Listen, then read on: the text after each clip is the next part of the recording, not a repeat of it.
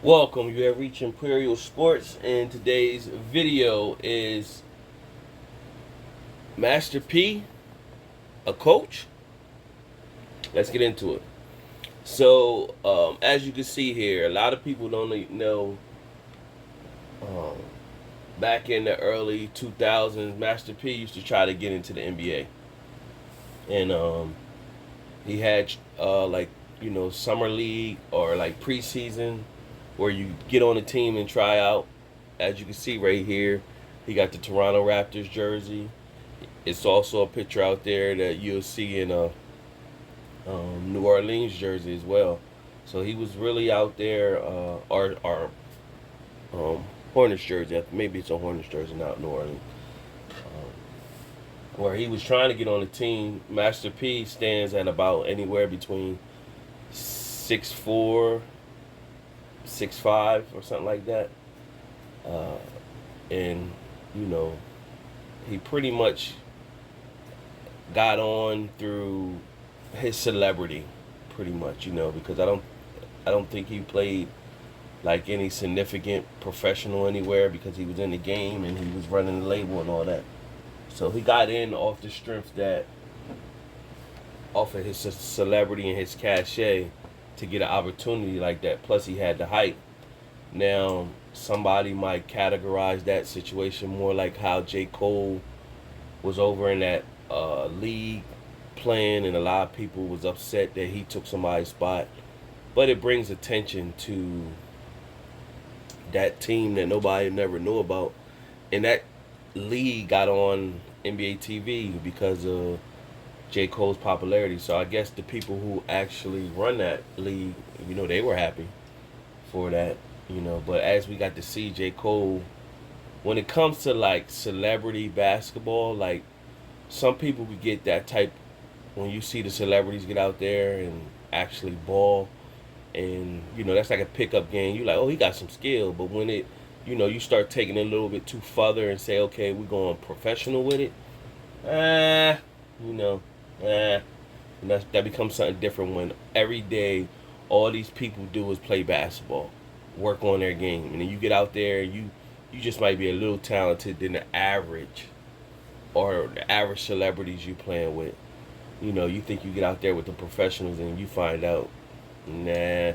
So that's kind of where Master P fell in that territory as well. But he didn't stop there. He was an agent at one point. He signed that deal with Ricky Williams, and it was basically when Ricky Williams was huge coming out of college. He signed that deal with Ricky Williams, and it was incentive based. It could have been a great deal if Ricky Williams came and exploded in the league, but when you got an incentive based contract and you don't perform, it could be terrible. So that's what happened with that. Master P has always been a great businessman. Starting with one of the first people with the 80-20 deal where he owned 80% and the distribution was 20%. One of the few people that came in the game during that time that had a deal like that where he was seeing all that no limit stuff, he made all profit. So people weren't living like Master P was, and people were shocked when he popped up on, I think it was what was the Jet magazine or one of them magazine that was like he worth 500 million. They was like, what? Nobody knew that. That was like unheard of.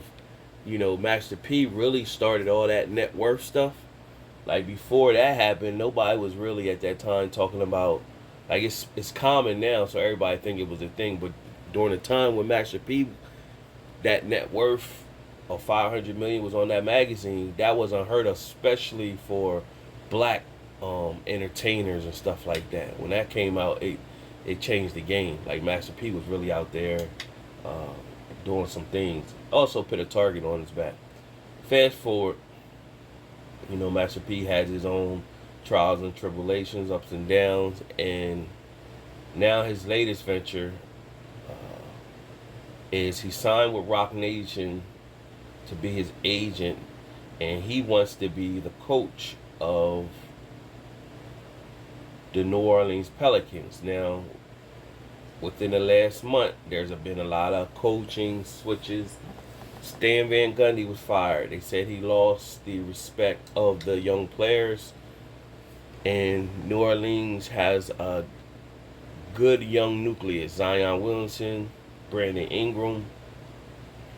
You have also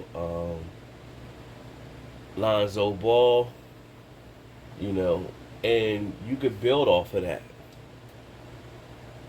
But you need a coach that could put it together that the players could believe in.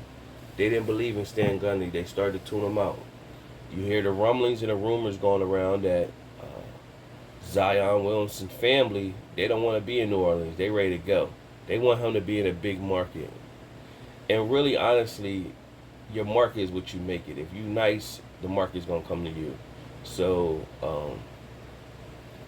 maybe, if they could lure Zion out of New Orleans, I'm here in New York or something like that, marketable wise, it'd be significant. So here in comes Master P. Wants the opportunity to coach the New Orleans Pelicans, and he think he can influence them young guys, and they look up to him. The only problem that people going to see with it is they're going to say, well, Master P ain't got no coaching experience, right? And not just coaching experience, like his affiliation with the NBA. Now, if Master P took it serious, and 3 years prior to this, he's been on somebody's bench, learning the ropes of the NBA, dedicating his time with the NBA, a particular team, and learning, the ins and outs. Somebody could be more or less. That's why you see me with the emoji, like with the question mark emoji, like really. People would take him more serious and be like, okay, I think Master P would do good. You know what I'm saying? You got Rick Carlisle, who left and went to the Indiana Pacers. Chauncey Billups just signed his deal with the Blazers. He's been on helping, he was a floor general when he played in the league. And, he was on assisting, well, he's still on assisting the Clippers as an assistant. Tyrone Lue was an assistant a long time with Doc Rivers. And he got his shot. So it's a lot of, people earn their way. Now, somebody say, well, Steve Nash came straight off the bench and got a coaching spot. Yeah, he was a floor general, though, when he was in the league. You feel me? He was, it's not it's not far off. Jason Kidd kind of came straight off the bench and got a coaching spot. Jason Kidd was a floor general when he was out there, so it's not far off. So people would name names like, well, they came straight off and they got straight. They didn't do the assistant thing and earn their way. Yeah, but they came, it's not far off from, you're naming players that were floor generals during their time. So when I say floor general, they had the understanding of the X's and O's of how the game works, and they motivated their team to winning franchises. Billups did the assistant route. Jason Kidd jumped straight into the fire pan. So did Steve Nash. So people would say Steve Kerr. Steve Kerr was, I think, the GM of Phoenix before he got the Golden State coaching job. So, man, to see Master P just jump off the porch and jump right into the frying pan, I don't see it happening. If he were to take it serious and be an assistant where he's dedicating his time and you get to see he's learning the business of the coaching and he's something he really could do, then I can see then maybe. But right now, I just can't see it. Like, it just don't really make, it's about business, and Master P is all about business, and signing the Roc Nation is a good thing. It's going to be great opportunities for him. However, I just don't know right off the back without him showing dedication, that he's going to be fully committed with no NBA experience, with no uh, coaching experience. He's coming straight in and just going to be a head coach. It's good for business where you can sell it because he's from New Orleans. You can sell that, but I just don't see that. So I will be shocked if we see within the next 2 months Master P is uh, the head coach of the New Orleans Pelicans. That would be a serious shocker right there. Without not saying it can't happen in the future, not saying after if P was committed and took the time, did a couple years as an assistant, showing that he's serious about it.